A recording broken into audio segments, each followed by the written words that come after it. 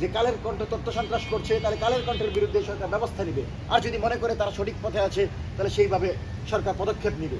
কিন্তু মিডিয়াকে অবাধ নিরপেক্ষ করতে হবে এবং সেই জায়গায় কোনো ধরনের দলীয় সংবাদকর্মী থাকতে পারবে না।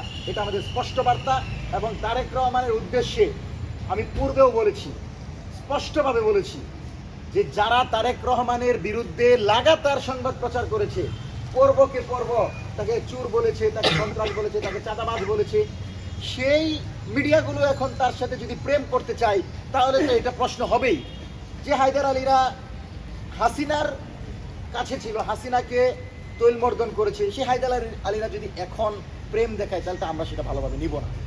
তো এবং আনিস আলমগীর হচ্ছে নিহারি আলমগীর, যে স্পষ্ট হাদি হত্যার পর সে উদযাপন করেছে, আজকে সে বেরোয়ার পর সে যে প্রধানমন্ত্রী উসমান হাদির কবরে আসলেন, সেই প্রধানমন্ত্রী তাকে শুভেচ্ছা জানাচ্ছে। এটা কাম্য না।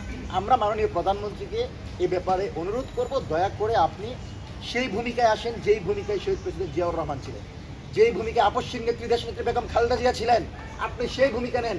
শহীদ প্রেসিডেন্ট জিয়াউর রহমানের মতো হওয়ার সুযোগ বারবার আসবে না।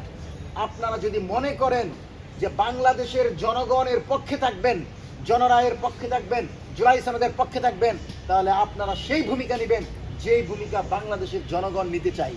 যেই ভূমিকা 5ই আগস্ট জনগণ জানিয়ে দিয়েছিল স্বৈরাচারের ঠিকানা এই বাংলায় হবে না। সুতরাং স্বৈরাচারী কায়দায় যারাই আসতে চাইবে, যে কোনো ফ্রেমে, যে কোনো মাধ্যমে, তাদেরকে প্রতিহত করাই হবে এই সরকারের দায়িত্ব। আমরা রাজপথে আছি, আপনারা সংসদে থাকেন। ফ্যাসিবাদের বিরুদ্ধে আমরা লড়াই করব। ফ্যাসিবাদ যে কোনোভাবেই বাংলাদেশে প্রবেশ করতে চাইলে বাংলাদেশের আপামর জনতাকে সাথে নিয়ে আমরা প্রতিরোধ করব। কিন্তু আগামীর বাংলাদেশে ফ্যাসিবাদ বিরোধী শক্তিগুলোকে কোণঠাসা করে কোনো উদ্দেশ্য প্রণোদিত সংবাদ